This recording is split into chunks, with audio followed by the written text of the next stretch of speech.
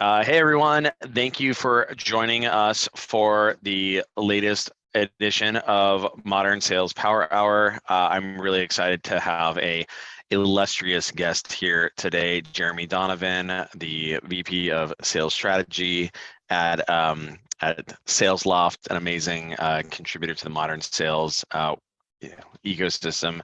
We're gonna let folks filter in here for a hot second. But Jeremey, I think you just got back from a vacation, huh? How was that?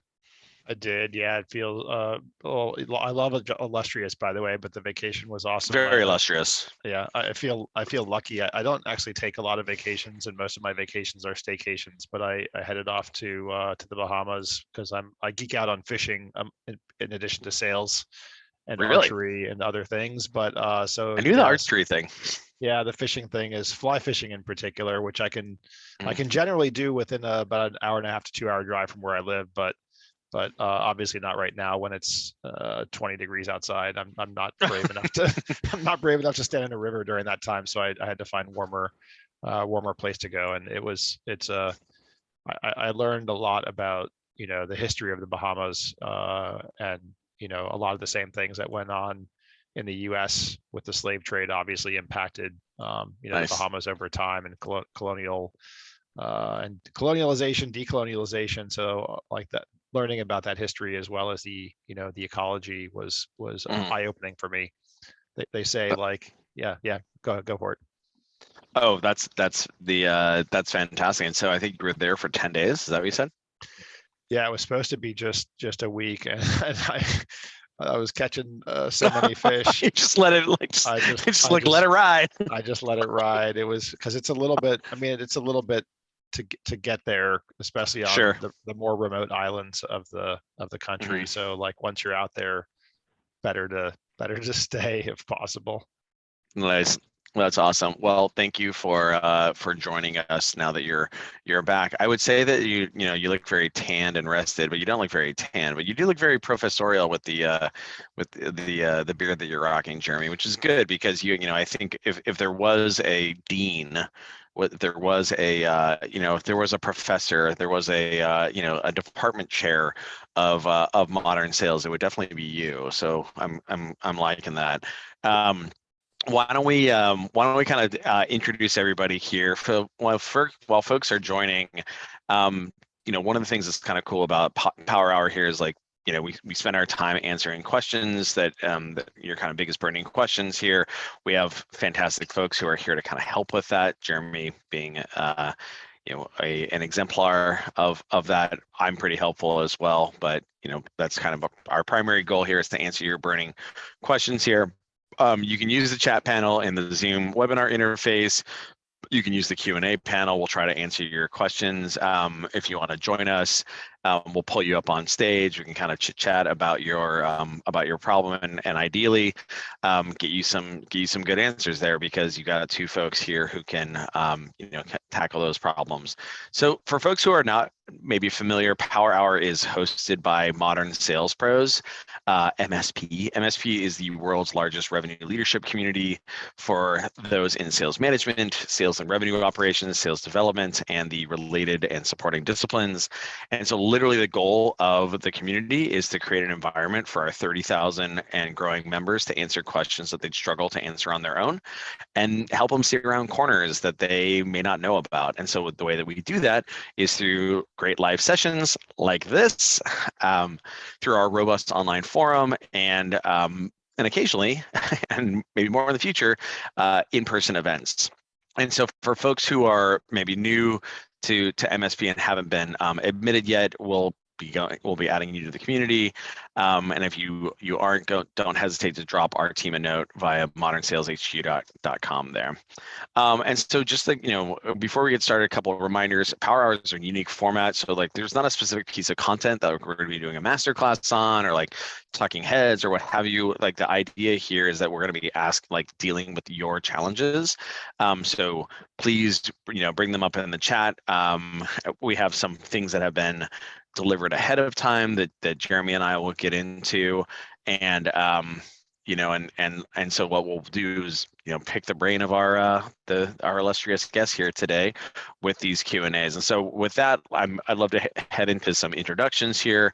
I'll make mine super quick. I'm Pete Kazanjy.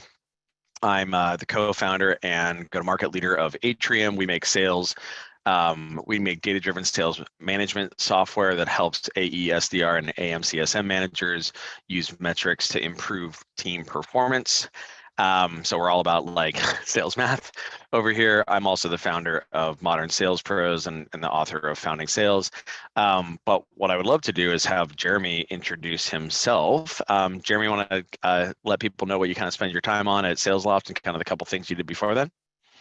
Yeah, I guess real quick. I am Jeremey. That's probably the shortest Jeremey. possible introduction. And then I geek out on sales and I guess now revenue strategy, because I've focused a lot on support and CS in recent years as well. Oh, right. So not just the pre-sale stuff.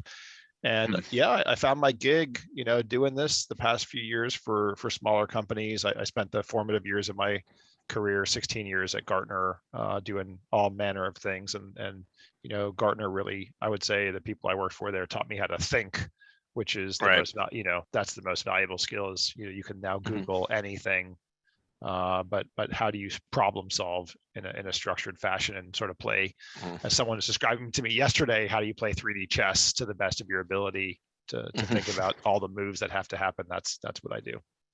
Nice. I can't play 1D chess very well, but at least I can do 3D chess for sales. Yeah. And so, right. So I imagine silently fishing by your lonesome in the Bahamas for 10 days is a really great way to reflect and cogitate on, on those various topics. On the topic of the support and customer success thing, that's interesting. I guess I kind of spaced out on that. But we had a question earlier on, or that was submitted ahead of time regarding customer success and commercial responsibility. Oh yeah. And which I think is like a really hot button topic, right? Because you've got situations where on the one hand we want to have specialization and assembly lining, so we can have leverage. We use the CRM to transfer state, customer state from the SDR to the AE, and it allows everybody to kind of focus on the thing that they're really great at, not have to context switch, et cetera, et cetera. But I think one of the challenges that organizations that I interact with have seen is that getting CSMs who are often focused on successing and driving usage and unlocking use cases and what have you, also have some sort of commercial motion as well, whether it's upsell or owning the renewal or what have you, whether it's at cross purposes to the relationship of successing versus harvesting back value from that success. And also there's just the type of people that go into customer success and maybe kind of absence of the of kind of the killer instinct, if you will, or at least the muscles that haven't been developed there. Well, what are your thoughts on that? What have you seen at Salesloft? What does the 3D chest of kind of customer success and commercial responsibility look like? Yeah, I mean, I'll start by saying like all people who answer these types of questions, they're going to give an answer is that it depends on context. But but what I'll add is I think that there is a right answer given the context that any company is operating in. So our context at Salesloft. Well, I'll give you our context at Salesloft. But someone did one of those 2x2s for me, and it was on one axis non-commercial and commercial, the motions that people have to do, and on the other axis proactive and reactive. So I'll use that a little bit to frame the answer here. But yeah, so at Salesloft, right, we're a SaaS company. And like many SaaS companies, we have the traditional segmentation that you see, right? We've got SDRs, we've got AEs who are doing, they'll close deals and then they'll hold the deal for any upsell, cross-sell in the first year. And then they hand off, we have renewal people who that's all they do is renew. They don't do anything else. And then we have CSMs, and then we have account managers who pick the accounts up for upsell after year one. It does vary by segment. So in SMB versus enterprise, in enterprise, the reps actually hold the deal even beyond. So we don't have enterprise account managers, right? They're just hybrids. But my take is like, in almost every context, I don't like the idea of CSMs having commercial responsibility. I Right. don't think they're generally good at it. It's a horrible thing to say, but like, and I think the reason they're not good at it is not because of any like, character. Defect. Yeah, there's no Yeah. defect. It's simply that their job is to delight, right? And it's not that selling people can't delight them, but there is a natural tension that exists when you're Mhm. trying to, add value. When I think about CSMs, here's a good example is we wanted for one of the projects we worked on for our CSMs was to have them, Mhm. um, they were generating quarterly business reviews, quarterly value reviews, and they were Yep. going through mountains of data, right? And it was taking them hours and hours and hours to construct those things. So Mhm. we were looking for some sort of automated QBR generator that could at least Mhm. augment the front end, right? Or the bulk of the heavy lifting on that. And I was hunting around for a solution to help them, and I got a call from our seismic rep, and he said, "Oh, well, you can just like do that for our CSM, I should say. You could just do that like in seismic for free with what you already have." So Mhm. like we actually ended up buying something different to solve that Mhm. problem. We had built our own internally, and then we ended up buying something different. But it was like, wow, that's delight. And if that Mhm. CSM hadn't um had commercial, if they had commercial responsibility, I don't know whether they would have done that. Maybe. Right. So I think that there's a big difference there. So my general answer is, like, in most contexts, I would just have your CSMs be purely focused on driving usage, engagement, Mhm. incremental value. I'd have Mhm. I'd have AEs or AMs, however you segment your business, doing the commercial stuff. And then Mhm. renewals, we could talk about, have companies in general over specialized. Right. I think in the SMB segment, where most of your renewals are just very transactional, and you Mhm. got so many of them to do, like, I think it's fine Mhm. to have a dedicated renewal specialist, Sure. economical there. So, but in enterprise, I That, would not yeah. have that. Yeah. And then I think what's interesting there is that the rationale for that is not, oh, it's because like an absence of the muscle in question. It's literally just a question of just like leverage because of the high volume nature. Yeah, I Yeah. mean, I think I can kind of share. So the thing I can kind of share some of the stuff that we've seen with our customers where like definitely CSM is like the rules of engagement is like there are much fewer tried and true like best practices, right? Like, and the reason why we know this is like with Atrium is because we make this data-driven sales management software that has hundreds of metrics that are already pre-baked out of the box, and so in order for those pre-baked metrics to like work, if you will, there have to be like good conventions. And so, with CS, a lot of organizations use us for customer success when the CSMs are like more commercially loaded. So like they own opportunities, et cetera. Like you can obviously measure customer success managers on things like accounts touched and like customer facing meetings and like untouched accounts and things like that. But things obviously get a lot more interesting from a metric standpoint if they own opportunities, if they have a win rate on renewals, if they have like upsell things, et cetera, et cetera. But like it's like frustrating to our AEs oftentimes because they're like, oh, the CSMs, they like they're like I would love to upsell this organization, but the CSMs don't manage ops. In fact, they don't even create renewal ops. It's a whole other thing. So I think this is like the behaviors are like less yet less like codified, if you will. Yeah. So I think it's like a little bit more of kind of like 6-year-olds playing soccer there, kind of like choose your own adventure. I think the way that I think about this is maybe in terms of like level of complexity, like obviously initial like level of complexity and thus the level of like sales acumen that is required in order to navigate like a commercial interaction.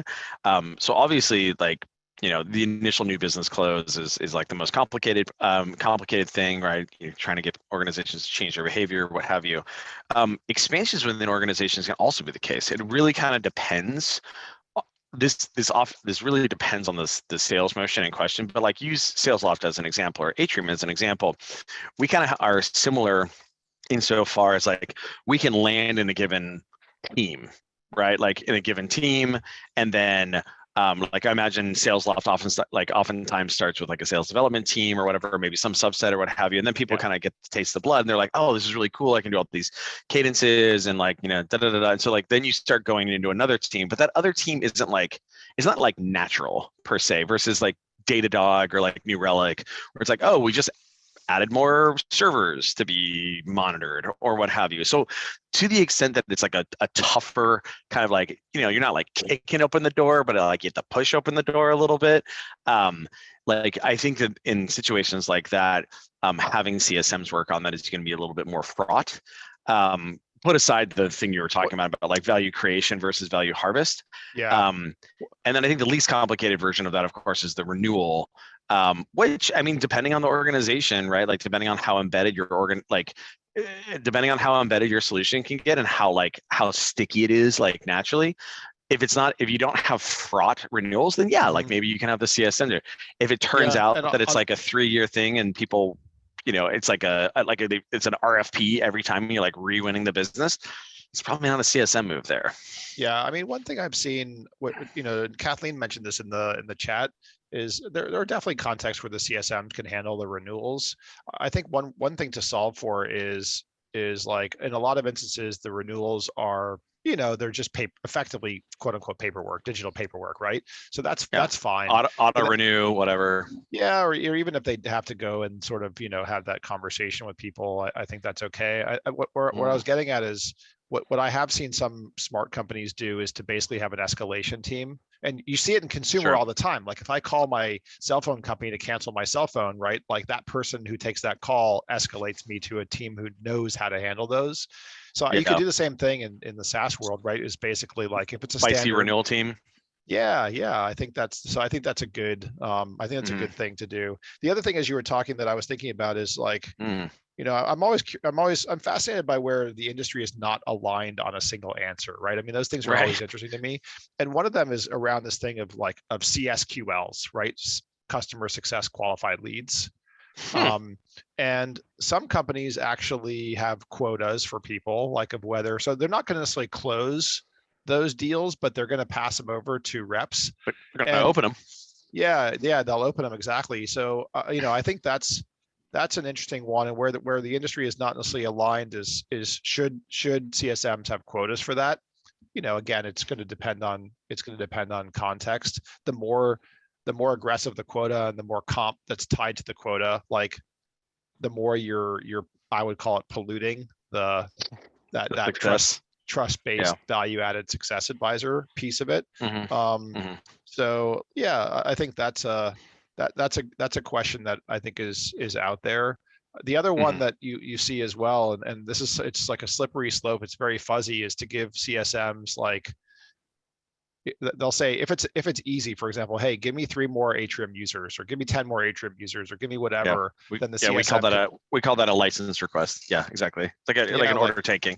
Who should take then maybe the CSMs have a quota for that. It just gets very fuzzy when, okay, well, what if it is a different department within the company that hasn't been sold to before? Like, then whose deal is that? You get into rules of engagement issues around that. Yeah, the way that we handle that is like, so again, Atrium has a motion like Salesloft, or like we'll land one of the superpowers with our software is like it takes about like 90 seconds to turn on Atrium. So like we can like slide it into an organization, with an SDR manager, AE manager, director of AE, or sales operations person or whatever, who's unsatisfied with their existing kind of like metrics harness, and like demonstrate utility very quickly.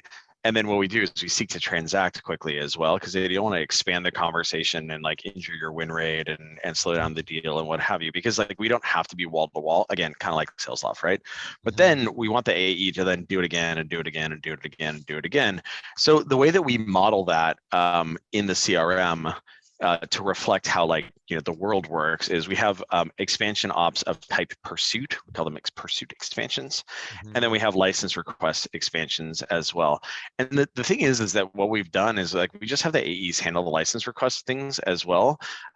Because what ends up happening is you want the AEs to be able to like the initial transaction is very calorically intensive. So there needs to be like the upside, right? The ongoing upside. It's almost like a little bit of an annuity there.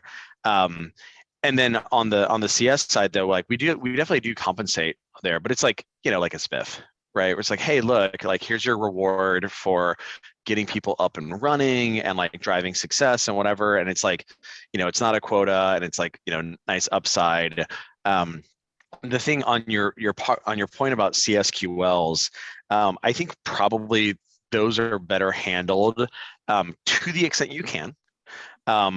Those are better handled through allowing the person with commercial responsibility, like the account executive, what have you, to have access to those signals, those indicators on their own, right? And so a good example of this, and like that was like very difficult to do historically, and I think that's why CSMs would kind of be asked for that, is because like they were instrumenting via osmosis, like, oh, I had a conversation and XYZ came out, versus like, no, actually the usage data indicates that this company is like crushing or whatever. And someone else tried to log in and they got blocked.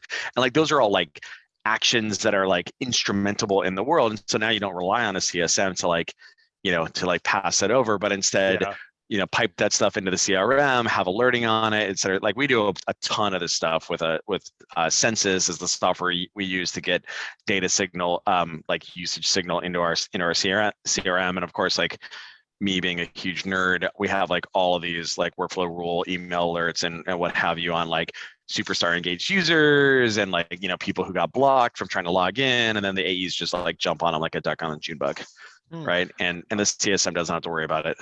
I had not heard of Census before, but it's one of the other things while I was not fishing, I was thinking about in the last 10 days was it struck me how similar PLG sort of intent signals are to the signals that you just talked about in existing customers, right? Is how to identify, how to identify when, let's say you have soft limits that you don't, you might have soft limits on usage and or seats, and then you want to be able to surface those soft limit breaches as opportunities to upsell. And I think that's a new frontier that I'm always looking for. Like what are new frontiers for sales tech? And that's a great new frontier for sales tech, is that convergence of PLG and CSQLs. Yeah, and totally. And you actually see this with there's a number of new software solutions out there that, like, I don't know, the kind of market term for right now I kind of hate. It's like PLG CRM. I'm like, but there's a couple different companies. There's oh God, what is it? There's Endgame. There's Correlated Labs. There's a couple other ones. And the funny thing is that like everybody, I think the thing is that we all obsess about new business acquisition because it's like, it's like the fighter jocks of sales, right? Even though we all know, like anyone who like is a student of SaaS knows that like it's way easier to get more money from your existing customers than it is to like acquire new customers. But then people are, like PLG easy in and like see the signal and whatever, versus like cool, get you, but like maybe actually start with that on your customers as well. And I think that some of those companies are kind of seeing that, where it's funny, rather than being like PLG CRM, it's more like CSQL CRM or what have you, right? I was listening earlier today to a video, or watching a YouTube video that Jason Lemkin did. He was deconstructing Braze, I guess, who had a recent IPO, and it stuck in my head that after 3 years, the revenue from customers, their land and expand motion, they're like 3.2x more revenue over the course of 3 years. So it speaks very much to that point of that is the source of your, that is such a strong source of your growth is on that expansion play, and it should be like part of your pricing and growth strategy, right? And then moreover, what can happen is it can be like baked into your product. And that's like where you get really interesting cohesion stuff going on there. Like, so one of the things that we really focus on, and like not all products can lend themselves to this, but like you can like, see kind of cute examples there. So, use Atrium as an example. There's a variety of ways that you can like look at Atrium like metrics. You can look at them in a dashboard. There's what we call alert feeds, which are essentially anomalies on alerts. There's like other types of views.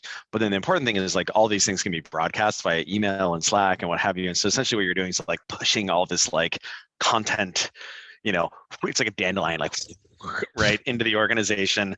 And then like now all of a sudden you've got people who are like, oh, that's really cool. What is this? I want to be data driven also. And so now if you do that and you invest in engineering resources to do that, and then you don't have a commercial motion to like capitalize on it, well, that's pretty dumb, right? And then conversely, if you have an aspiration to do that from a commercial motion standpoint, like, but your product doesn't like afford that necessarily, like it just naturally doesn't work or whatever, then you might be like shit out of luck. But like when you can actually get that going in a meaningful fashion, and some of that's like product marketing too, where you can like put the arbitrary limits on things like, Braze is an email sending platform, right? And so it just like has a natural growth vector, which is number of emails being sent and like number of contacts that are in that. And so oftentimes you can kind of slice from a product marketing standpoint, you can like create another vector of consumption. Like in our case, we don't do this right now, but like you might like limit on the number of dashboards that a given individual can have. Right. And like when they cap up against it, obviously they're getting more utility from the product. So presumably they should be willing to, to sell more, spend more. But early on, I think you don't want to over optimize on that. One thing that you had mentioned earlier, Jeremy, on the topic of over optimization, which we are all kind of prone to, I want to say. You were noting on the over specialization, under specialization thing. And I guess there was that book that was published recently, like the death of the SDR or whatever. Right? Yeah, Nelson, I think is his name, right? Nelson, something like that.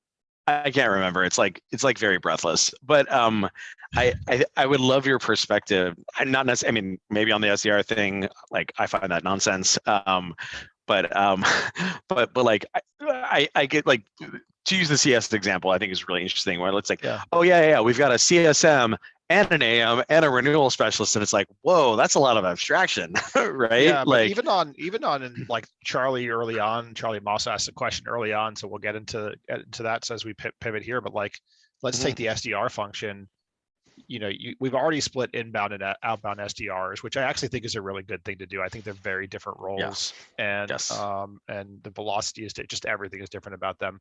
But what about, I've seen instances where companies have toyed with splitting even the outbound SDR into a couple pieces. So one is you could have somebody basically like do all the research and queuing of contacts into cadences, and then somebody else executes. So that's an example. I think the term for that, like the emerging term for that, is like the lead development rep, LDR. Yeah. Right. Which that term's been around for a while, but like I think it's gotten sharpened.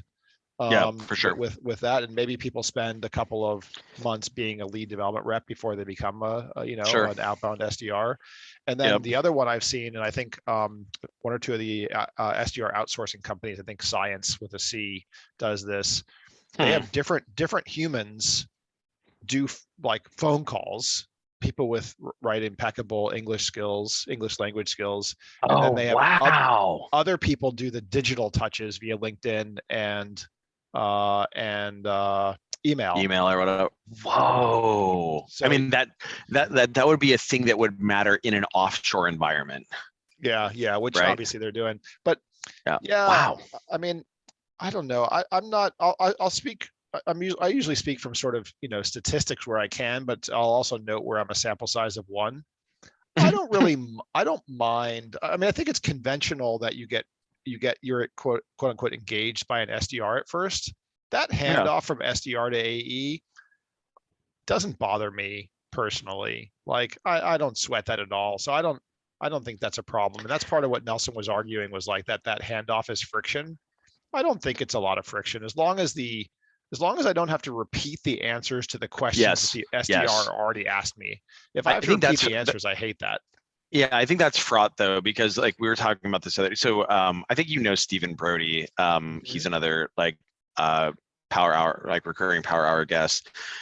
He ran the SDR function at MuleSoft, and one of the things, and he's like he former Army Ranger, and he's all about development, all about like developing, not like just Ranger, sniper, I think, if I'm not mistaken. yeah.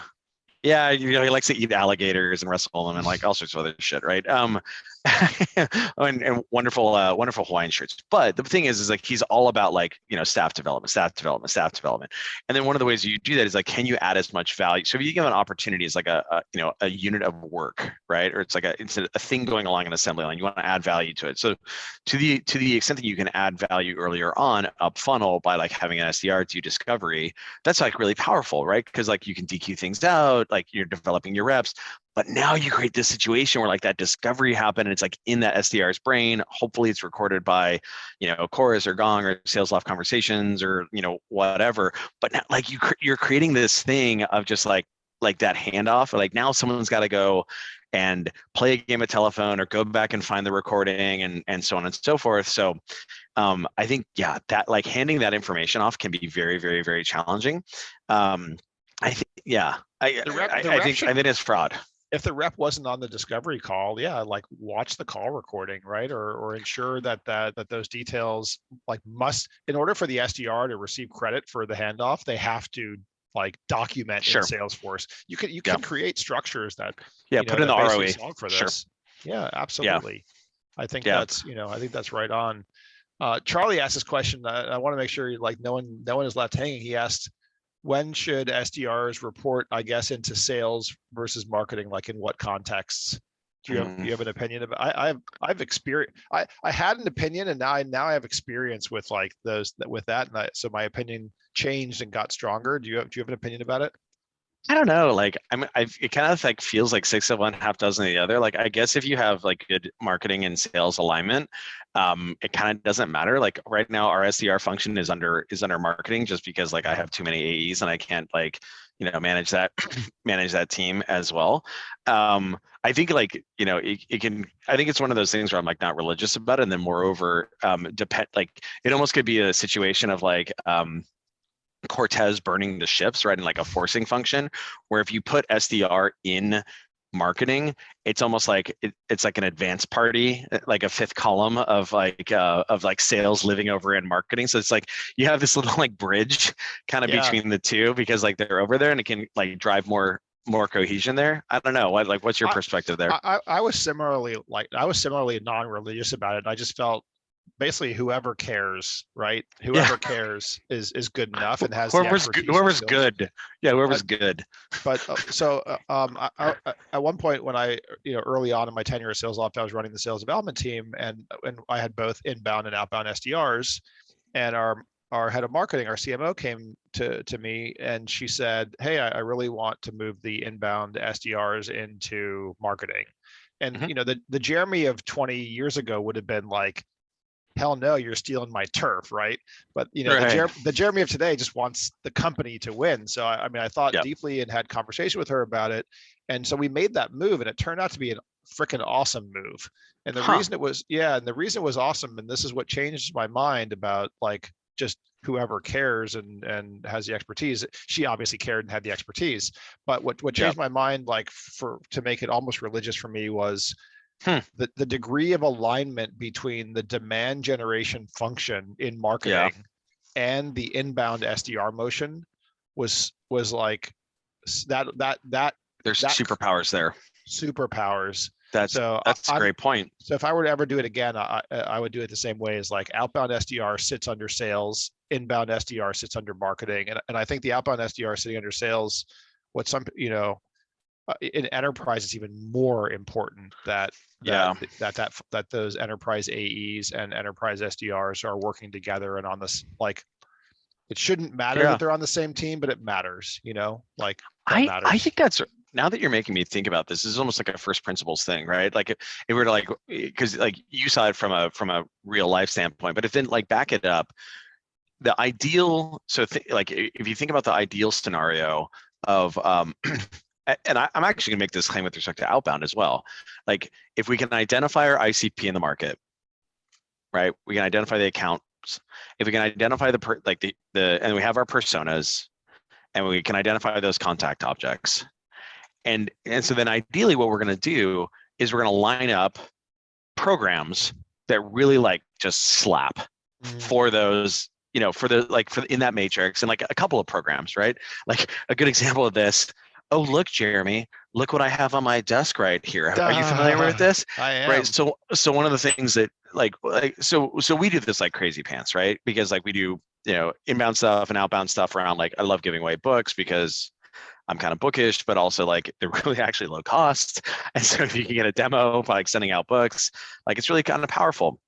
But what ends up happening is like the people who are writing those programs, right? Like writing the messaging and like having like, maintaining that matrix of programs, like marketing's good at that. That's what marketing does. Like, we had Corporate Bro on the the Megasco yesterday, but like all the arts and crafts is like, yeah, they're really good at scaled arts and crafts as tied to those personas in like, in those different segments and And so then if you've got like, if you've got like program sprawl, which we actually have a lot of like program sprawl, like the SDRs need to be able to react to program like, oh no, this inbound lead is from this program right here, which means this cadence right here, and like don't mess it up, right? Because then like, and so just like having that cohesion, I think that makes a ton of sense, not just from an inbound standpoint where people are like filling forms and like doing white papers or like asking for Jeremy's book, but like we do the same thing from an outbound standpoint where it's like, oh, this is an SDR manager who just joined this organization,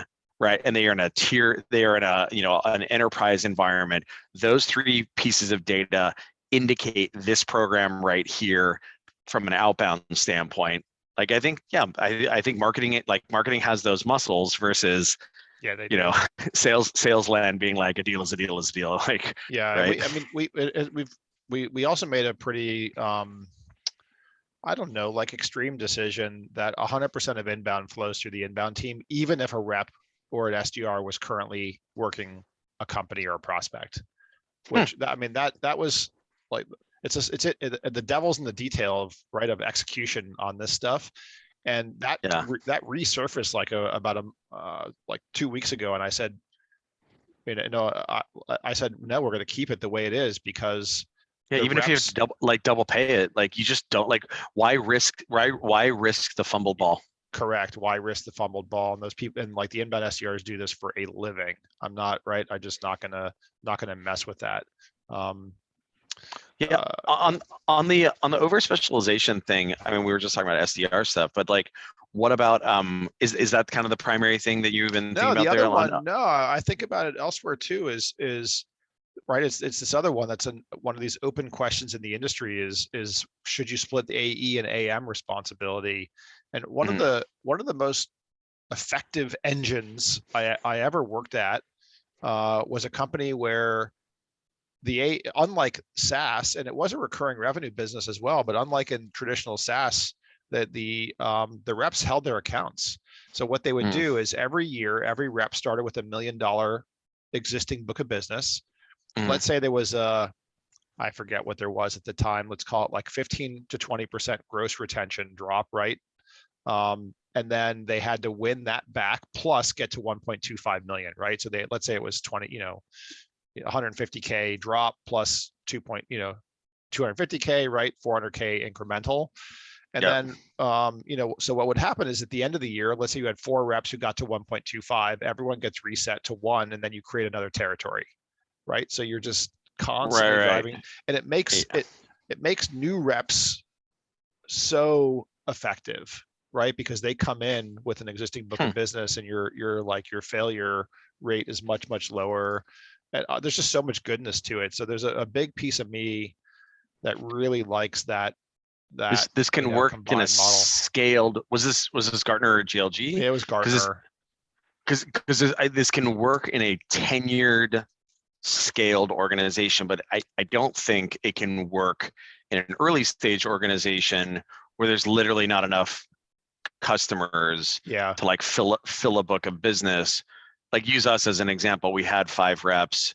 I just hired 4 more. I'm going to hire another 5, etc. But yeah, I think what you're describing is like, if you can do that and you have like, it's almost like if your staffing model can grow at the same rate if your staffing model doesn't need to grow faster than your natural, NRR that you were just talking about, then it can be a very, very, very compelling thing. Because actually, what does make it so great for the new reps to have an existing book of business? Because they yeah, I mean they don't have to, they do have some upsell opportunity, right? Like they're going to learn to sell, they're going to learn to renew, they're going to go through every motion within the sales process, like over the course of that year. And we did track productivity of reps, and there was like a ramp to productivity from 0 to year 1. And then that productivity continued to increase, but at a slower rate from year 1 to 2. And then after year 2, it was pretty stable. So like you got this learning curve.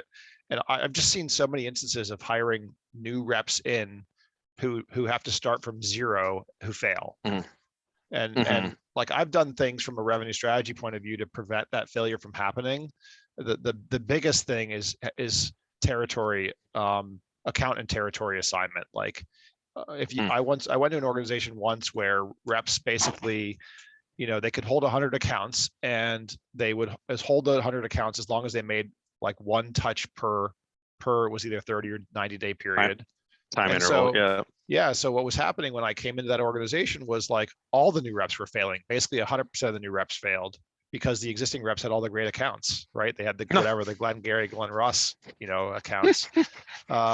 And the thing I came in and did was, it was not popular, but we did it very carefully, was like to make sure that territories got shuffled with some frequency, twice a year in SMB and once a year in enterprise, to make truly equal potential territories. And so, yeah, you gotta, you really have to, that's what I was saying, like the 3D chess, like you really have to play this thing through to see how it's going to affect your organizational growth rate and, and the people that you hire. Yeah, getting new reps to success. I mean, this is something that's like super top of mind for me right now. I kind of fancy myself like teacherly, right? So I'm, very content forward. Don't have a problem, create tons of slides, create tons of documentation, lots of recordings. And now one of the things that I've been focused on is actually creating the testing infrastructure, or like exercise infrastructure, like the gymnasium, if you will. But it's just something that's like very, very difficult, especially like when you're hiring new reps versus, SDRs who have kind of been like marinating in the subject matter for 6 months, 9 months, 12 months, even if they haven't been like, they haven't necessarily been on calls or per se, whatever. They're just kind of like, it's in the water, right? Yeah. And they like ramp way more quickly. And so one of the things that's actually one of the things that we've been thinking about from a staffing standpoint is like, you always want to like hire SDRs out in front of AEs, because like the worst possible thing you could have is AEs that are like insufficiently fed.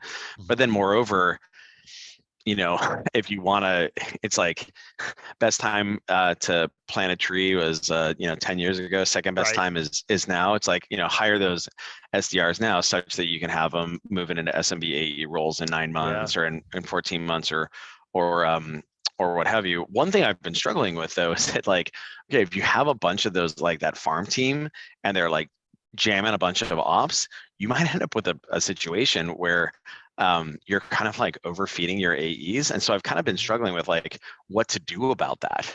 We had that happen. It's like a high class problem to have, but a couple of years ago in enterprise, actually, our enterprise SDRs were overfeeding the AEs. The AEs could not handle the volume of ops that were coming in. So, and it's not, it's not super trivial to hire and ramp a new enterprise AE. So what we actually did was we took a few of we effectively lowered capacity, right? Like we shifted some of those SDRs into SMB. And then the other thing we did is we moved a few of them into this role that we called sales engagement advisor. So talking about more specialization. So what these folks, they were tenured SDRs, and what their job was to do was a lot of chair sides, right? So let's say we had an existing opportunity and we wanted to, have extra capacity on those existing enterprise opportunities. They would sort of, sit virtually or live pre-COVID with, proof of concept customers that we had, not with the AE, but the actual, like the teams we were selling to. They were like pre-sales. Yes. Yeah, and because they pre-sale CS exactly, and Mhm. since they were SDRs and had used the platform, then they knew Oh exactly how man, I to bet they're advise great at people. it. Great, it's that yeah, that turned out to be a killer role, and then there was a career path for them that those Yep. people are now some of our sales engineers. So like there was a natural career progression. They Hmm. weren't they didn't meet the profile of the sales engineer that we were hiring at the time, but by going Sure. through that sales engagement advisor progression, they made it into the sales engineer world, and had opportunity for growing in their careers. Yeah. On the topic of like using the platform and what have you, I think, and kind of specialization, one thing that I've kind of been thinking about of late is like how use of email will change and be impacted and whatever. Because like I feel that, I mean, how long has like Salesloft and Outreach and sales engagement platforms been around? Like coming up on a Yeah, we're coming decade? up on a decade. Not quite. I mean, essentially, I mean, if you think about like the primary value proposition around sales engagement platforms, obviously it's expanded, become more feature rich or what have you, but it's essentially like marketing automation light Yeah, for yeah. for like exploiting the outbox, the Gmail outbox, the Office 365 outbox, et cetera, without having marketing operations involved. Okay, cool. But like, things always react, right? Like there's a new exploit and then the market reacts and what have you. And I think you're seeing that around like deliverability rates and kind of, it's and like throttling, certainly throttling on the part of those email providers like the Gmails of the world, Office 365s of the world. What are some of kind of the things that you've seen of late that is like top of mind as to like, being as effective as possible with like email prospecting? Yeah, I mean, I was just having a conversation actually the hour before this with Chris, the CEO over at Connect and Sell, and Mm, we were kind of having a laugh about the fact that every week somebody posts something on LinkedIn or either a poll or a comment that says X is dead, right? Email is dead, social selling is dead, cold calling is dead, all this is dead. And my response back is basically like, we live in an omni-channel world, and these mm, things are complementary to each other. And we've run the data analysis where we look at cadences that are single channel and we look at cadences that are multi-channel. And if you use a single channel, your success rate drops by like 80 to 85%. So wow. just the problem that so single channel is dead. I think that's the data. The data backs Yeah. that, but multi-channel is always going to be there. And like in fact, if anything, and this was something that data that Chris was showing me. Uh, one of I mean they have the interest in promoting calls, but other Yep. folks I've talked to, like I think the CEO of Reveneer, who's another SDR outsourcing agency, has talked Hmm. about, is like very call forward on the front end, and the what Connect and Sell You mean at the beginning, like at the beginning of the yeah, sequence? I yeah, see. yeah, yeah, tons of calls at the front end, because and this like this sync one of the data points Chris was talking about is like the single most effective way to send an email is like you're calling until you get the connection, and then Hmm. at the end of that you send an email and the subject line is like thank you for the conversation, right? And Yeah, that has a exactly. monster increase in positive response rate. So I do buy into. I think it's worth trying. It's worth A/B testing as a very call heavy front end to your cadence. Well, especially if you're doing voicemail drops, right? Where it's just like, voicemail is like an email, you just listen to it. I don't know if people are driving as much recently as, as they have been in the past, but you can like listen to a thing like, hey, don't like do the voicemail drop. Hey, Jeremy wanted to touch base. Saw you hired 15 new SDRs. Wanted to touch base with you on XYZ and how customer A, B, and C handle this problem. No need to call me back, right? Hopefully you got better things to do. But I'm going to go ahead and drop an email into your inbox with a case study on XYZ, and I'd love to send you a copy of Jeremy Donovan's book if you're into it. And I, like essentially those two things together can really work well. And I think there actually has been some really interesting software that's been being developed in order to facilitate this. Like I know Connect and Sell is kind of like the previous version of this. A lot of like kind of like labor heavy, but then now there's kind of like pure automated dialers like the Orums of the world and what have you. I think the challenge there though is like how do you get the phone numbers? Yeah. Especially in like a GDPR, CCPA, and also like a work from home situation there. It can be pretty tough. I think Yeah. I mean, the go the ahead. vendors out there though, like ZoomInfo and Losha and Lead, what are they? Lead IQ, I guess. Like Lead they've got IQ, yeah, a lot more mobile numbers than they used to. So and I yeah, mean, you're whether you have some sort of augmentation or automation to help assist you, like you're gonna have to dial those numbers anyway. So like, why not have something to accelerate? Um, there was a yeah. question Denny asked on this, which is like, I think it was part of the question you asked me, which is what are some of the tactics that are, that are working. I actually went through I was on with a customer yesterday, and one of the things I like to do with customers sometimes is like I'll pull up, I save every cold email I get, and I'll just pull that up and I'll just go through them and I'll comment on what I know based on the data works and doesn't work. But one of the things I observed in going through that was, maybe 1 in 20 or 30 or 40 emails had any degree of true personalization, right? So Mhm. like that's a contextual thing also, is if you have if you have an unlimited number of accounts to engage, you don't have time. So you're just Yep, relevant. But if you don't, if you're whale hunting, or if you have, you're yep. not you're account limited and not time limited, then you got to personalize, and it's so incredibly rare. So I think that's Mhm. one thing, is just like legit true, not personalization at scale, but like, hey Yep. Pete, in minute 50 of your Yeah, call with Jeremy, you talked about XYZ, like, it's passing the SDR Turing test. Are exactly. you It's got like? to pass it. It's got to pass the test. The other, and then the other one is like, use whatever it's pattern interrupts, and use whatever quote unquote exotic channels are out there. So like right now, I think LinkedIn voicemails and LinkedIn videos are still a semi exotic channel. So Huh. I think And usually, those are super yeah, effective. especially, yeah, what you can do is you can oftentimes align. I mean, if you can align with the business priorities of a platform, I know that's Mhm. like what the hell does that even mean?